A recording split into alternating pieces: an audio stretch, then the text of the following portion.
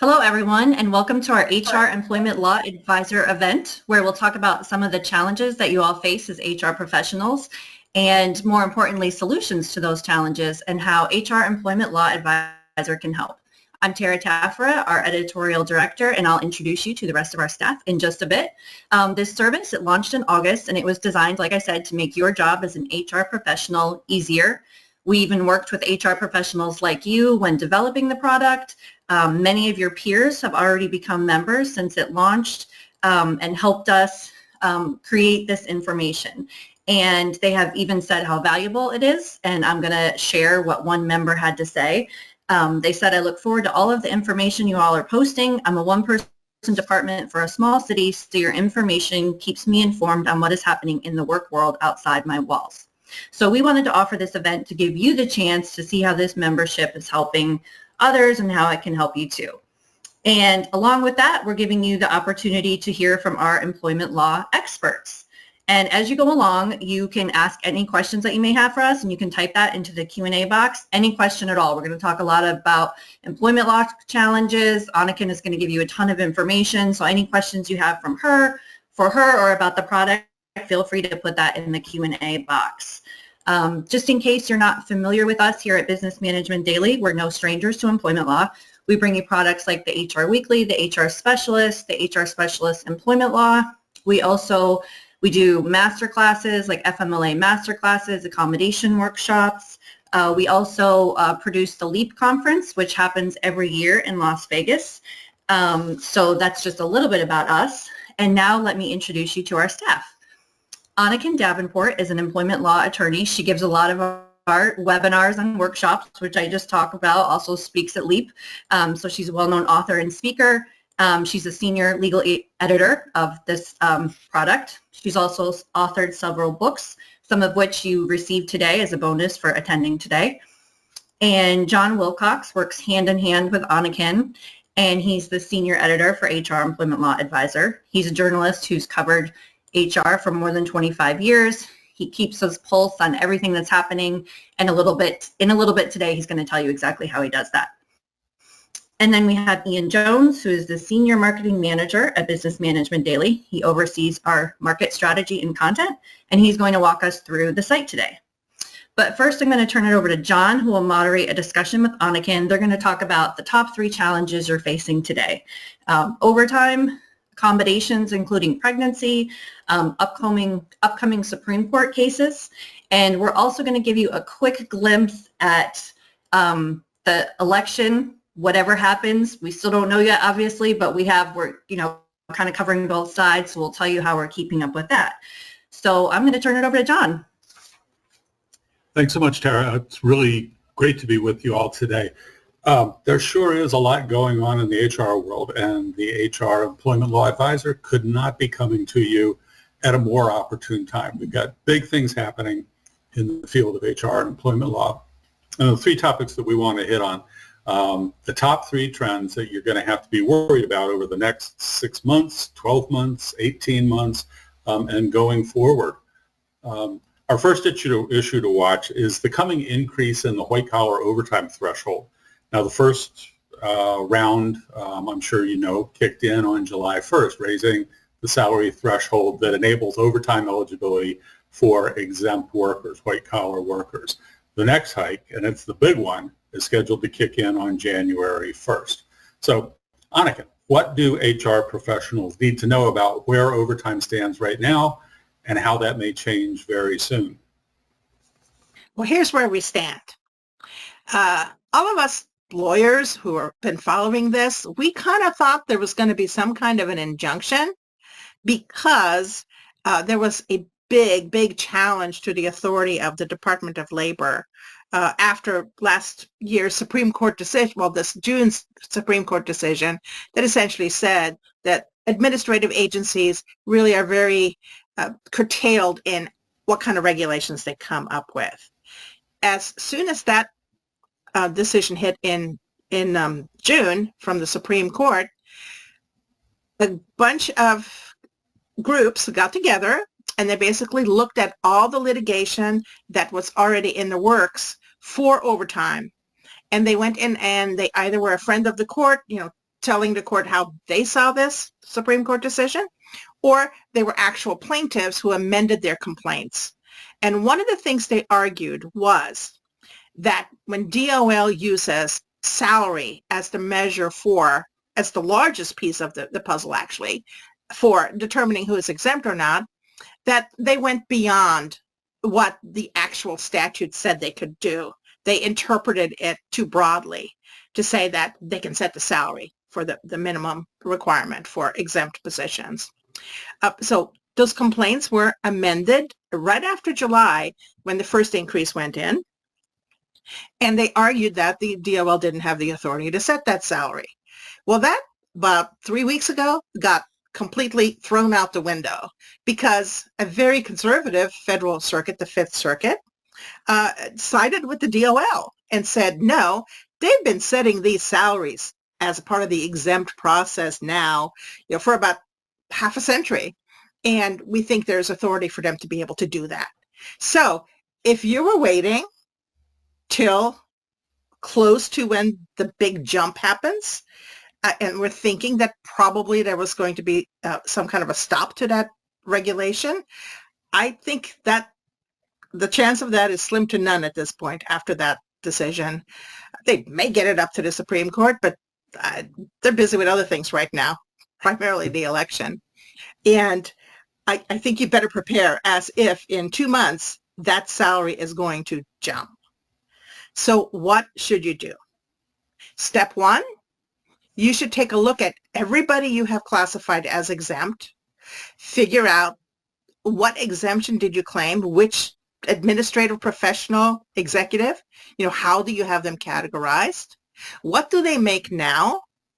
And can you absorb the jump? You probably didn't have a whole lot of trouble with the initial jump in July because it had been a while since that salary level was raised. And in the interim, we had a pandemic. We had a worker shortage. We had inflation. So, we just kind of crept our way up way beyond what the other minimum was before this one took effect. So you probably absorbed that, or maybe you just kind of ignored the whole thing because almost everybody was over it.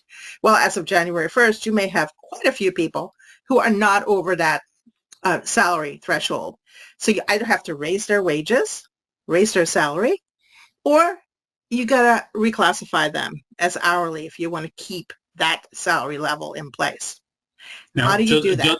Just to frame the math here, we're talking about $58,656 annual compensation. So that's right. That's a huge increase over what it is now. It certainly is for particularly retail operations where they have a lot of assistant managers they have classified as exempt, but who you may very well have at a much lower salary than that $58,000. So if you want to make them hourly, you got to figure out how to kind of keep their salary the same as it is now, but still account for how much work they do. So you got to sit down, make sure everybody is properly classified, because that's another problem you don't want to have. And then you have to look at how many hours do they work currently. And assuming they're going to do the same number of hours later as overtime, you have to make a calculation. Okay, they now work 50 hours a week. So then you have to figure out, well, what is the equivalent hourly wage to hit the same pay you have now, but to still have them work the 40 hours at the regular rate and then time and a half for the other 10. So that's not something you're going to do in 5 minutes. You got to start looking at that now if you want to keep those salaries the same. So that's that issue, John. It's that good old-fashioned thing that all HR folks love. We're going to have to build a spreadsheet with every employee, every position, what their current salary is, and where we need to move that number in order to either say we can live with them being exempt and pay them overtime that way, or somehow or another reclassify them as non-exempt and adjust the salary or the hourly rate math. Big fun. Right. Why everybody gets into HR, because they love working with numbers. So the second big trend that we have to look at right now is the scope of accommodations is changing really rapidly. Everybody's used to disability accommodations, but that's expanded into some brand new areas just within the last year. Anniken, how has the accommodations landscape changed? It has changed. It has changed pretty drastically. One part of it is religious accommodations. There was a Supreme Court decision 2 terms ago now, but the cases under that are still working their way through the system too. But essentially what that said was that if you have somebody requesting a religious accommodation, you have to consider that, and you can't just come up with any excuse for turning it down, which you used to be able to pretty much. Now you have to be able to prove to a court, if you're challenged, that the not making the accommodation would actually impact your bottom line, how you do business. And it can't be something minor, like my other workers don't want to pick up these shifts to give somebody Saturday or Sunday off. It has to be a substantial impact on your business. And we don't know exactly what that means. But what it means practically for you is that you should probably be granting most requests for religious accommodations, unless you're really sure you can prove that it would have this substantial impact. And then wait to see what the cases say as they're working their way through the system. So we are following all those cases. We're following them very carefully. And we write about this regularly. As a matter of fact, there's an article coming up very soon in our publication that deals with exactly this issue and how much can you ask of somebody about their religion to prove that accommodation, to actually believe that they have a religious need. And the answer is not a whole lot. You can't ask too many questions. But that's only the religious part of it. So you have that accommodation issue you have to deal with. There's also the Pregnant Workers Fairness Act, which is now almost 2 years old, went fully effective about a year ago. Regulations came out this summer. And those regulations are complicated, shall we say. But we're also now seeing in the last 6 weeks a torrent of litigation. The EEOC has been preparing these Pregnant Workers Fairness Act lawsuits now for about a year and a half, and they're just coming almost daily. At last count, I think I saw about 10 of them just in the last 2 months. And there's some interesting things about those lawsuits, and I'll mention it here in a minute, but here are the takeaways for you if you want to comply, or at least, not look like you're not complying at all. The number one thing is you need to empower your supervisors to make decisions on the spot. Excuse me. They have to be able to make decisions about common accommodations like morning sickness, like breaks, instantly. And then you have to train them to transfer that information to the HR office. And our new product has a form for that, which would be very useful for you to use. But then let's look at some of the cases. One of them is $100,000 payout for a settlement over a woman who had a miscarriage or a stillbirth, latent pregnancy. And she requested time off to grieve what had happened to her. And she argued, they wouldn't give it to her, they fired her. And she argued that, she was really entitled to this because it was related to pregnancy. The stillbirth was related to the pregnancy. So that's a pretty big payout. A lesson there. There's another case that involved an agricultural worker who was pregnant. She went to her supervisor, said, "I'm pregnant, I need to go to a medical appointment." And they turned her down. And not only did they turn down the request, she was a visa holder for agriculture, but they turned down her request and put her on the bus back to Mexico. I can't wait to see what a jury does with that one. But that's just some of the cases. So you have to be really aware of what's going on and how these regulations are being implemented. And we'll know a little more as more of these cases either get settled or move through the process, and we have some jury awards. But I don't think it's going to be a pretty landscape for employers, and you really got to keep on top of that. Yeah, I think one of the Back to you, things John. that's really standing out is this is a case where being aware of the law and being aware of the implementing regulations is not enough at all. You need to take some proactive steps to actually, you have to train every single one of your employees who's got any kind of supervisory authority at all to keep their eyes open, to keep their ears open, and to be prepared to act on the spot. Exactly right.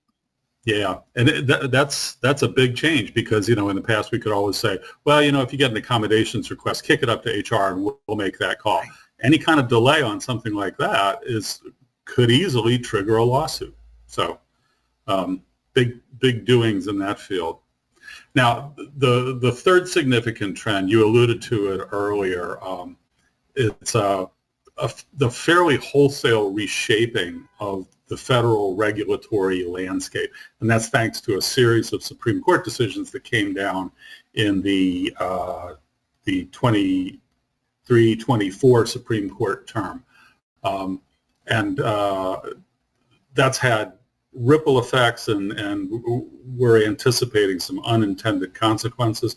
And now, of course, the court's 24-25 term just began at the beginning of October. So what's the shape of how the environment is changing and could change because of what the Supreme Court has decided and could decide going forward? I think the first thing is, if you relied on an agency's regulations to assure yourself that you're following the law, some of that is actually out the window. And here's why. What the Supreme Court said was that if there is an ambiguous sentence in a statute and authority is passed to an agency to come up with regulations, and we're talking EEOC, we're talking NLRB, we're talking DOL, and a lot of other agencies on other topics, but we're focused on the employment law part of that.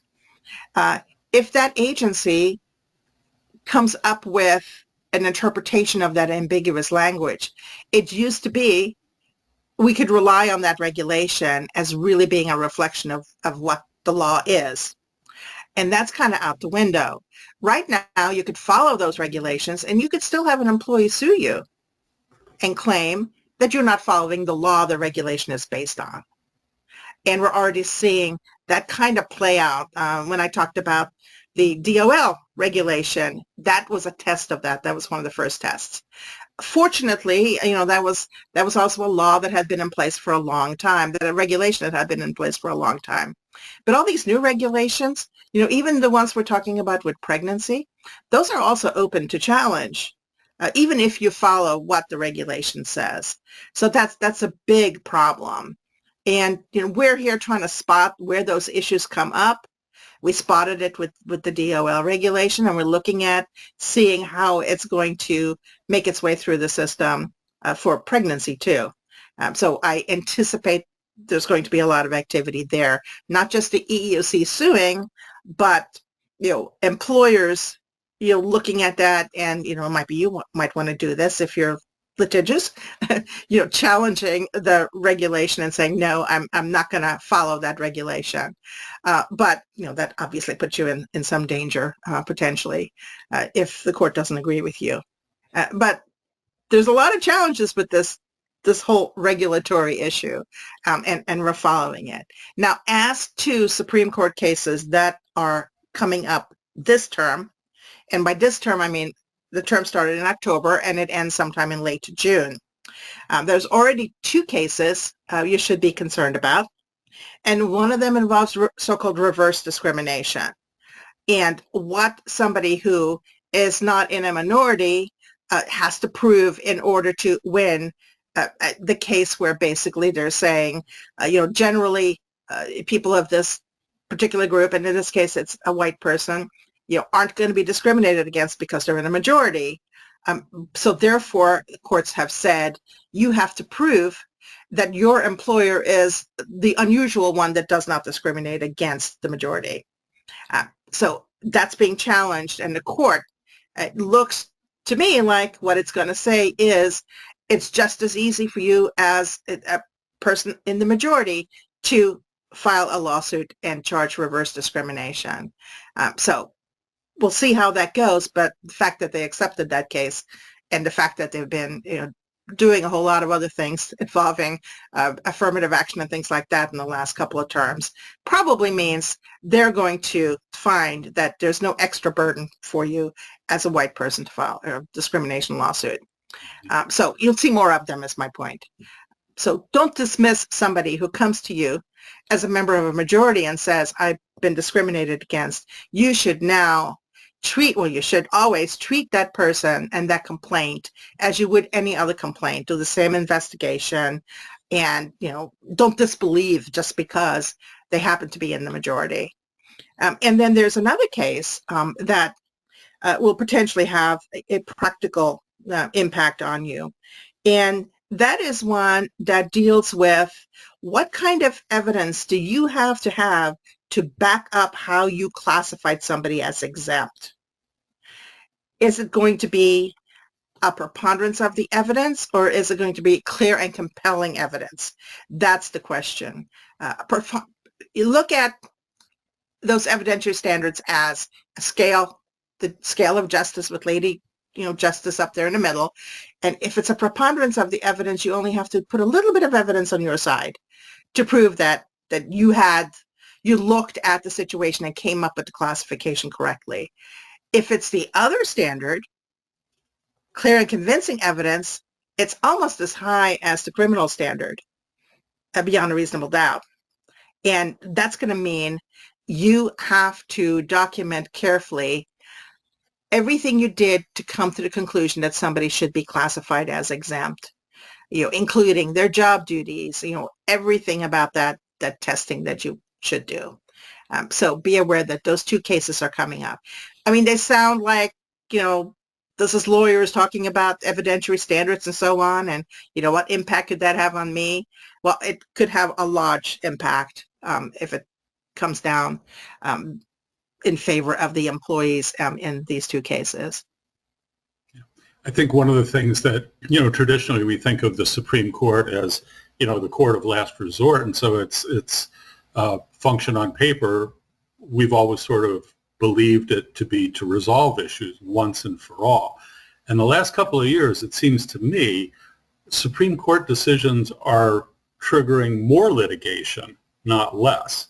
So that's something that, if you work with outside counsel or whether you have in-house counsel, something to keep an eye on. All of these issues, the regulatory environment, and some of these, burden of proof cases that are coming down the line could very well mean that you're more likely to face a lawsuit rather than that the Supreme Court's taken that off of your plate. So interesting times. Now, Indeed. Let's talk about the elephant in the room, the 2024 election. How do you see the results of the election, whichever way it may go, affecting the employment law landscape? Well, I mean, I think this is a very close election, and each side believes that they're going to be the one that wins, and tempers are, shall we say, not calm right now. And I think no matter what happens on Tuesday or Wednesday or next Tuesday or next month, because we don't know how long this process is going to take, your office is not going to be very productive. And tempers may flare. And I think one of the main things you should do is look at those policies you have in place that deal with workplace conduct and maybe reiterate some of the things you have in those policies so that your employees understand that, we're here to work. We're not here to debate politics, to argue who should have won, who didn't win, all that kind of stuff. That take that home, take that to your neighborhood or wherever, you have your arguments about politics, but it doesn't have a place here.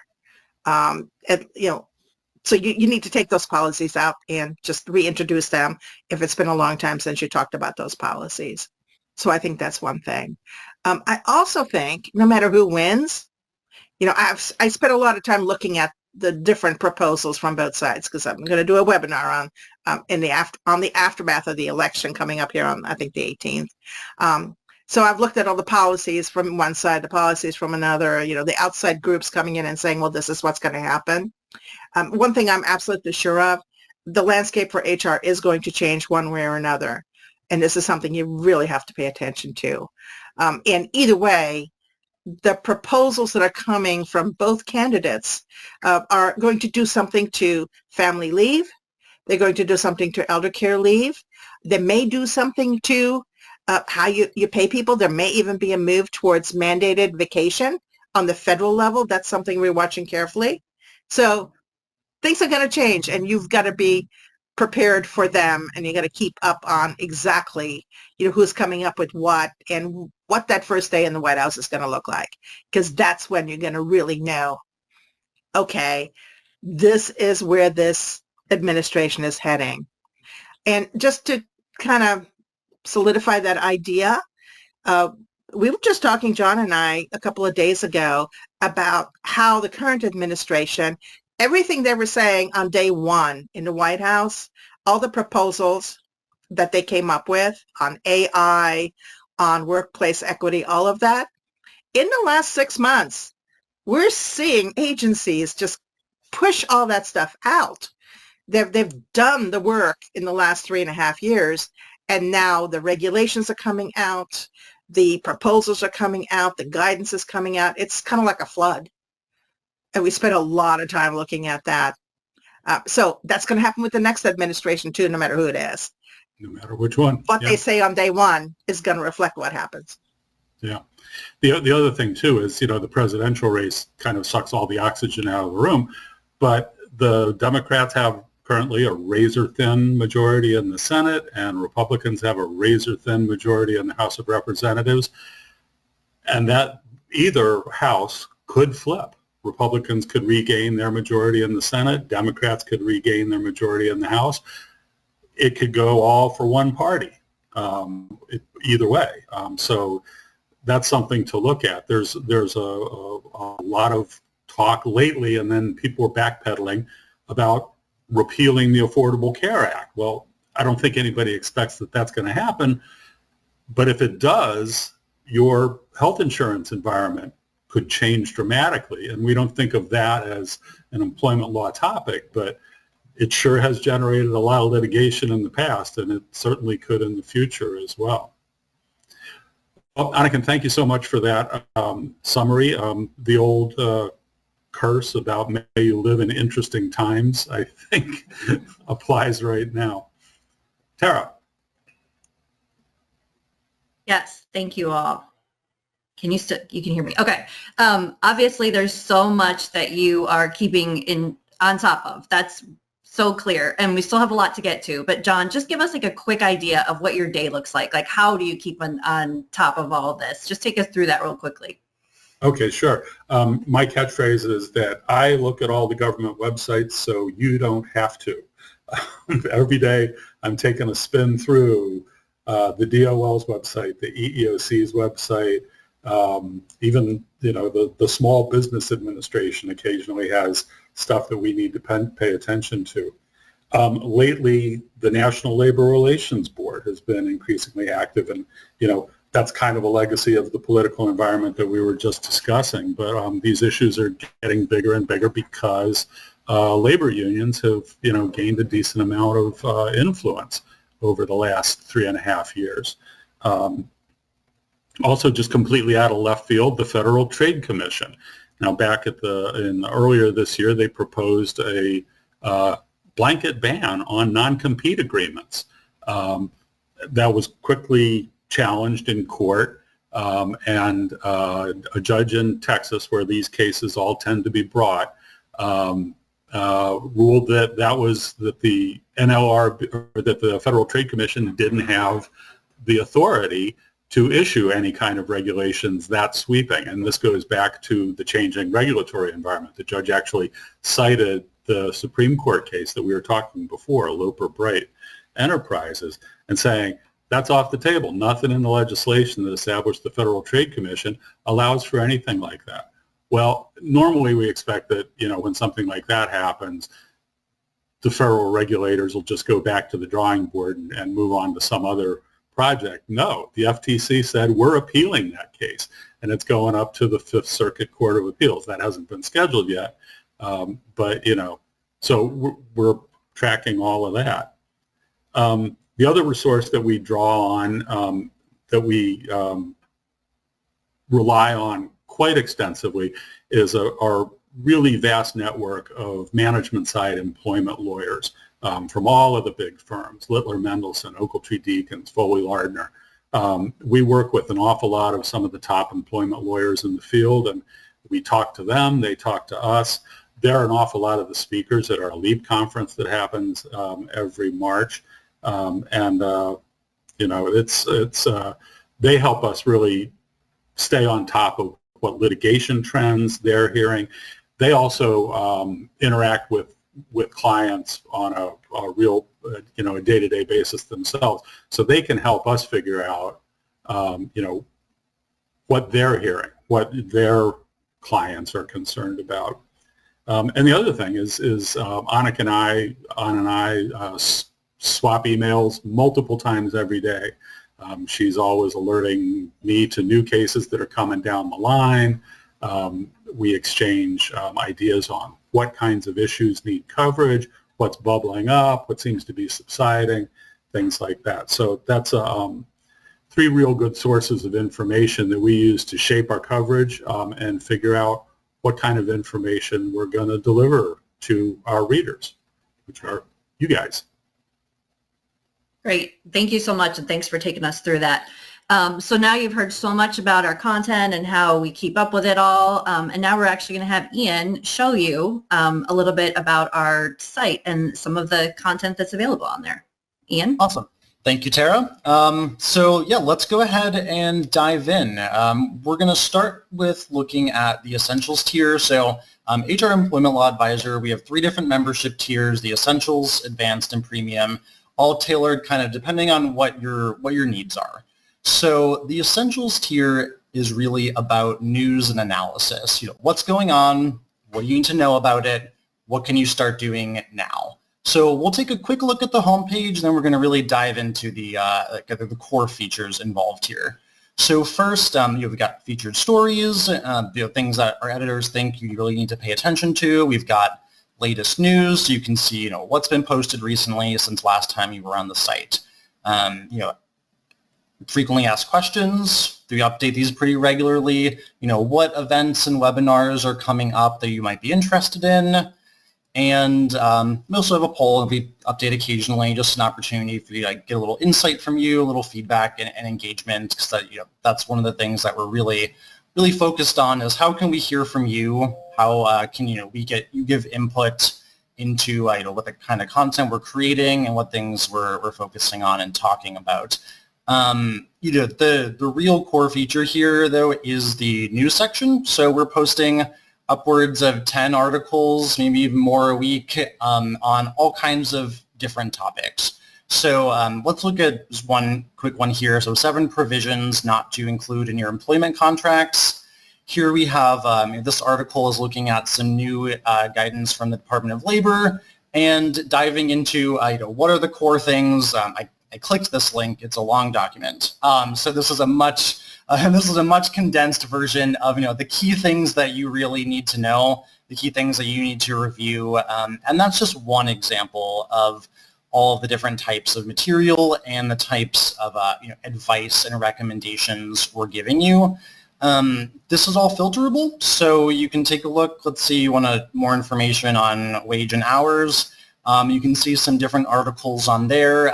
This is actually an article that Anniken wrote recently on key cases to watch in 2024. So you can see heard a little bit more about that just now, but you can see her here diving into what are some of the main cases to look for, what's the background into it, and what do we need to be keeping an eye out for as we follow these cases. There's an opportunity to leave some comments, so if you have questions, we keep a close eye on that so we can provide some feedback. If you can answer your questions, you can also engage with your fellow members. We're really trying to encourage you to create a two-way communication between us. Now, if you really find something useful, you can also favorite that. This is true for most content on the site, and then that'll be found here in your favorites page. So if there's something really that you want to reference back, if there's a useful form or document that you need to find again, you can favorite it so that it's easy to track down again. Now, the next thing we have to look at is our webinars page. So if you're attending this, there's a very good chance you're probably familiar with a lot of the digital events and webinars that we do, and we publish things on management, human resources, employment law. You'll probably recognize Anniken from a handful of those. But any member of HR Employment Law Advisor gets 25% off any business management daily webinars. So, you can share that with your team. So either you can attend an event, you could have, someone else on your team attend. If you attended just one event a month, that your subscription would essentially pay for itself just with that benefit. So if you're interested in Anniken's Election Aftermath event coming up, there's still time to sign up, get 25% off, and attend that in November. So plug there for that. Those are really the primary features in the Essentials tier. What we're really focused on, and hopefully that's apparent at this point, but is not just news.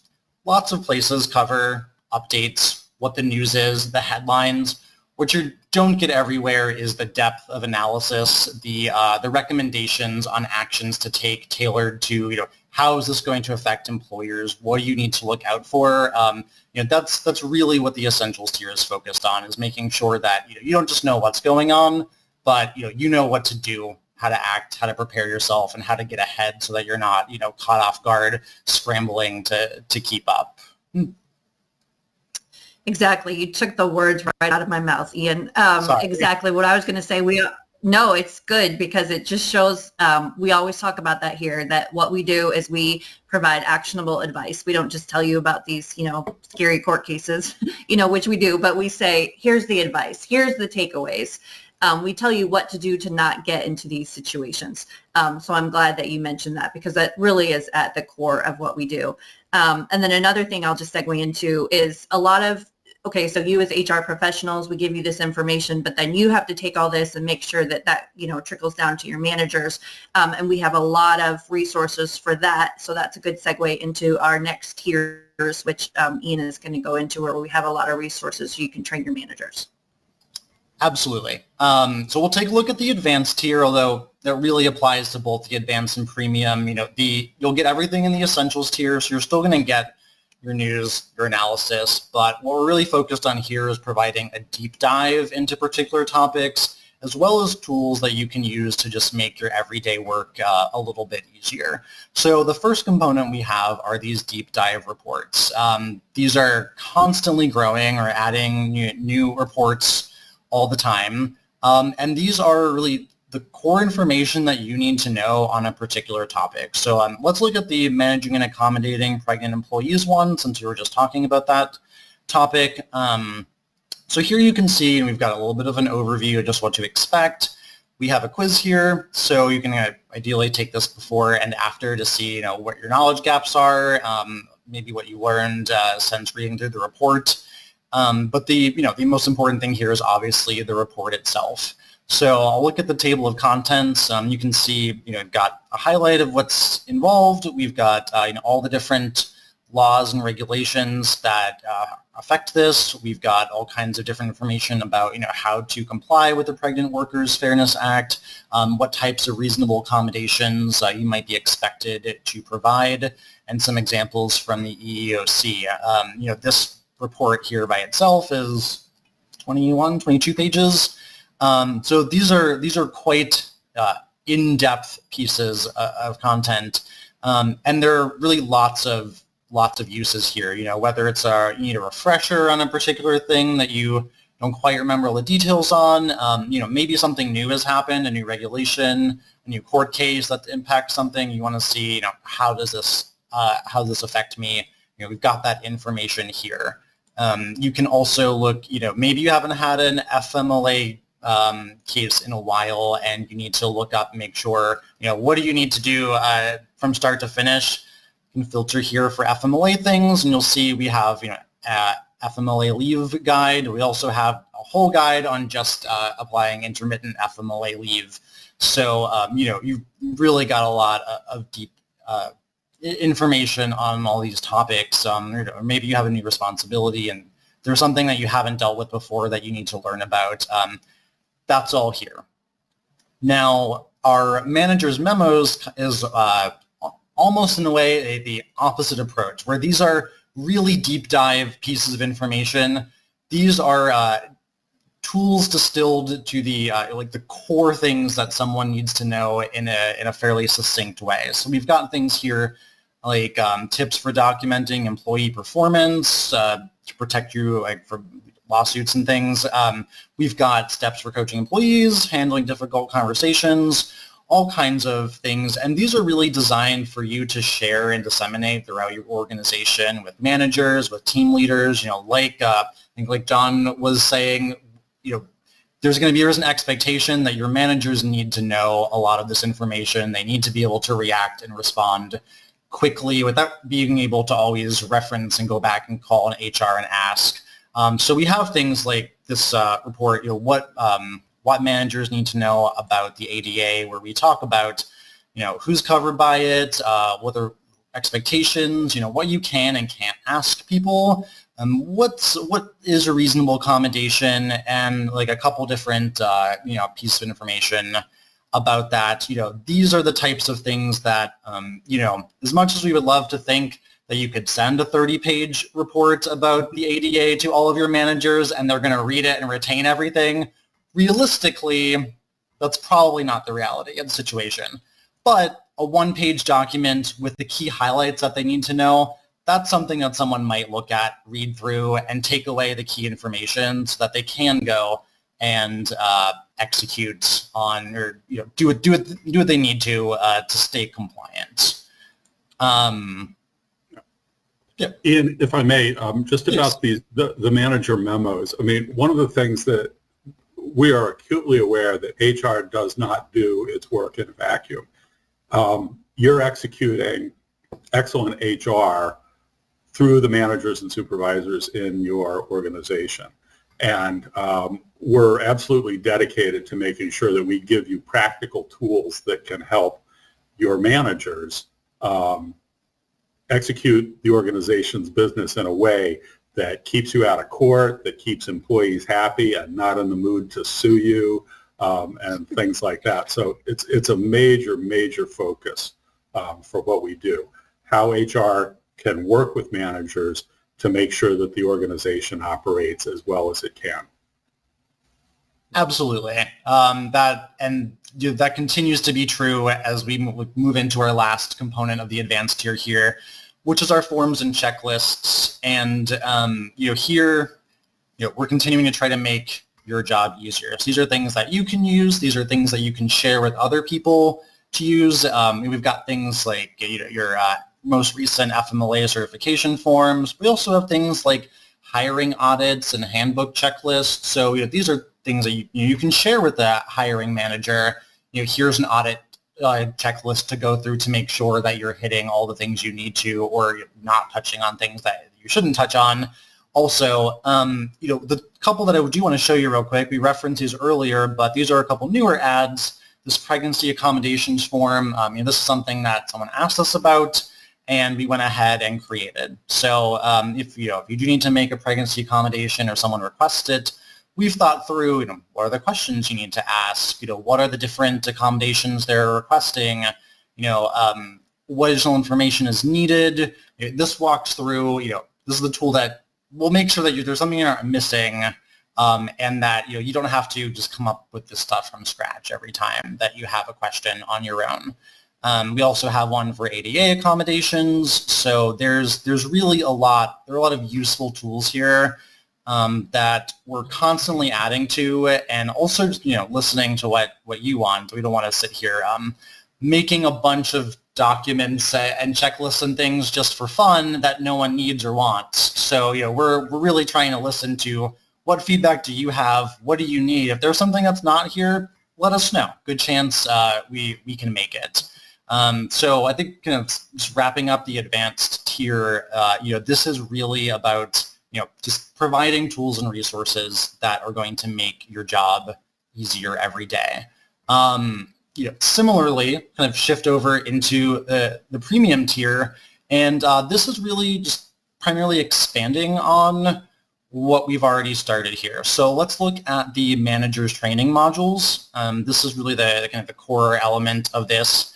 And these are, ready to use deep dive presentations and training modules on all kinds of different topics. So I'm going to continue. You can see there are a bunch here, but I'm going to just continue with the pregnancy accommodations theme. So we've got a fully downloadable presentation here that you can take a quick look at and see kind of what all is in here. These are 100% ready to give. They are also completely customizable. So if you want to make some updates based on particular things about your organization, if you just want to refresh the branding so that it matches your company, you can do that. We also have downloadable all of these in-depth speaker notes for every single slide. So these are presentations that you can give to your leaders and managers. These are things that you can take, package up, and send to team leaders, and then they can share with their teams. It depends on what your need is and how large your organization is. And they also pair fantastically with our deep dive reports. I was looking through, and I think on almost every presentation topic, there is also a deep dive report. So, you can read the deep dive report, make sure you have that in-depth knowledge, and then give this presentation, share with others. It's a really fantastic tool to make sure that everyone across your organization knows the key info that they need to act to stay compliant with those laws. So let me just lost my web page here. Okay, there we go.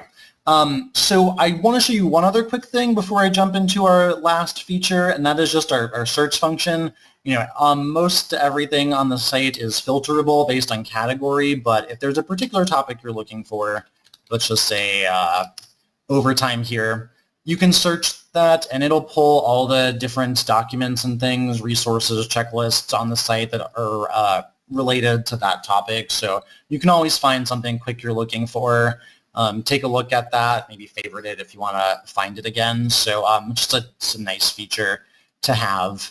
And then the final thing we have is our Ask the Attorney feature. This is really your direct line to Anniken, John, and Tara. You can get the insights you need. Maybe you read an article and you're not 100% sure how something applies directly to your organization, or maybe you had a weird case come up that's a little outside the norms for an accommodation or maybe an FMLA request.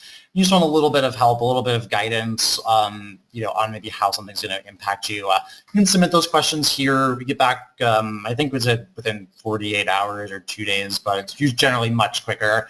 Anniken loves questions and loves going through those. So I just really always be happy to hear from you. But it's really a great tool and resource for just, having someone in your pocket that you can reach out to and get a little bit of help, a little bit of insight into a topic. And so that really kind of wraps up what's in our premium tier. These are really tools for leaders in the organization. These are tools, whether you're a big organization and you're going to spread these out, share them with, team leaders, and then they share those and spread them out.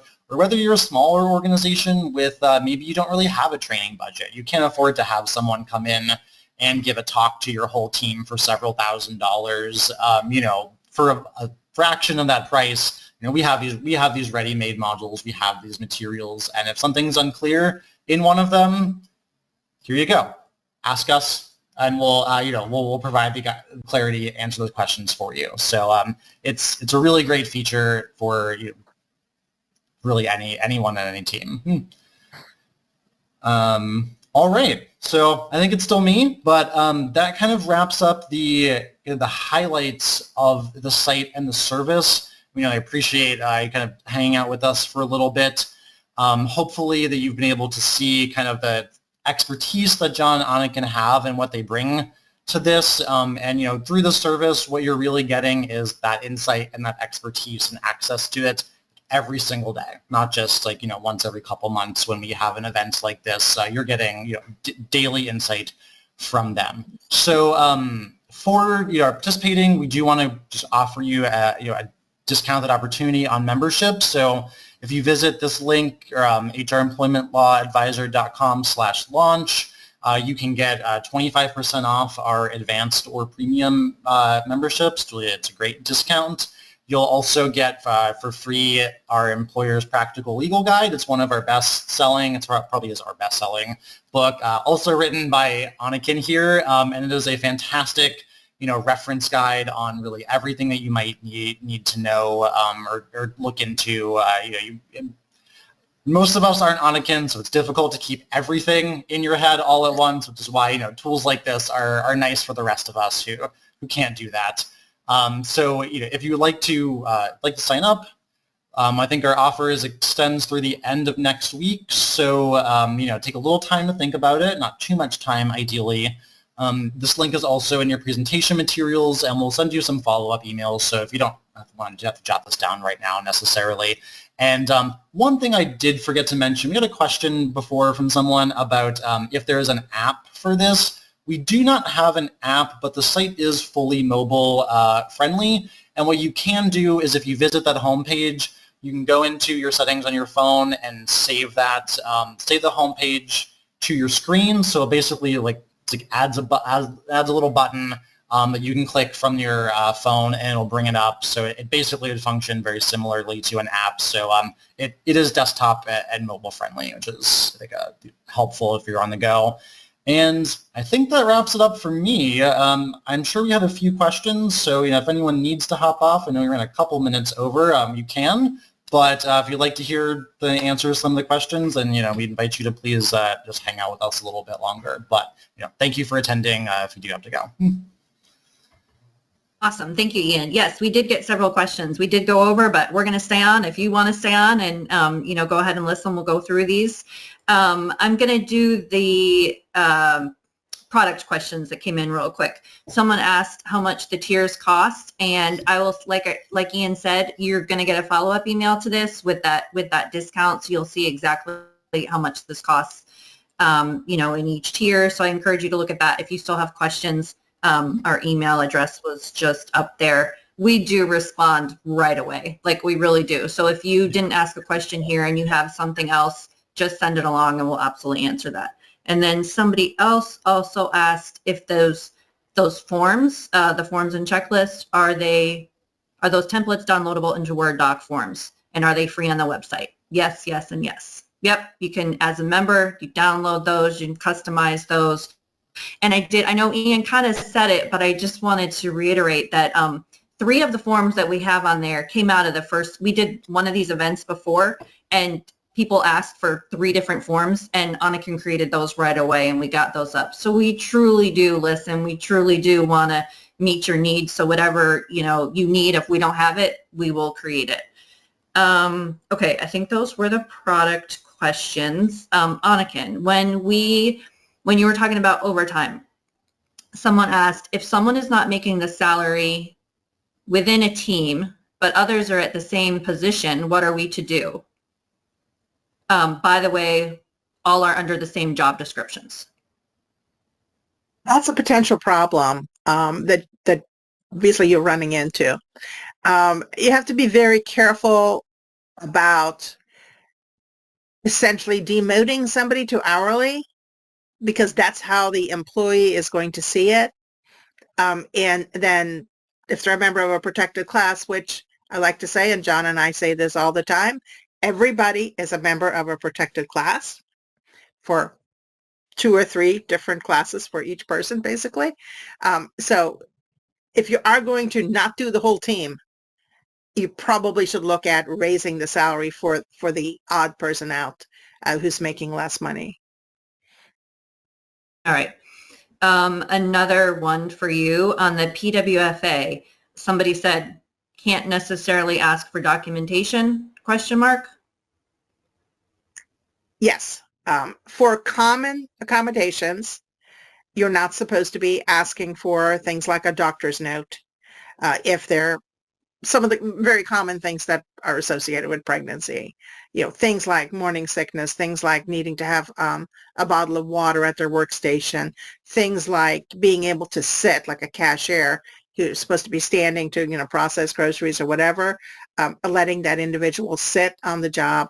Those are all listed in the regulations as common sense accommodations that you should not be requiring any kind of medical documentation for, beyond the person saying I'm pregnant. For some very complicated matters, you'll want to have some guidance on exactly what the need is. For example, somebody who may be suffering from a couple of complications like preeclampsia, those kinds of things. You can ask for a little more information, but the regulations are very clear that asking for more information should be the exception to the rule rather than the rule, and they should be reserved for rare cases where you really need the medical information to be able to make the accommodation. So you can ask for it, but it should be a limited ask in very rare circumstances. Okay. All right, great. Thank you. I am always amazed. We actually got a kind of complicated long question that would take me kind of a long time to read about pregnancy. So whoever asked that question, I promise that I'm going to send it to Anniken and we'll get it to you. And so I think we should probably wrap it up, but we did. So what we'll do is we got some more questions and we'll get those answered and send them out to you, everyone who is attending. So you'll definitely receive that. And if for some reason you don't, go ahead and email us and we'll get you your answer. But I'm always amazed, even Anniken, when you do the accommodations workshop. I mean, it is so new, but we get so many questions on pregnancy. Just, so many. Obviously, people, are struggling with it. And, I just got one. I just got one this morning from the Ask the Lawyer feature that loves pregnancy and the FMLA. Yeah. So, and you do, and I was just going to say, you do you do a pregnancy webinar a few times a year. I think we have that coming up in the end of December. So that's another one, if you're a member, you'd get access to that and a discount on that. So since we did go almost 15 minutes over, I think I'm going to end, but don't worry, we'll answer your questions via email. And thank you so much to all of our speakers here. And thank you so much to everyone who attends. And we hope you have a great day.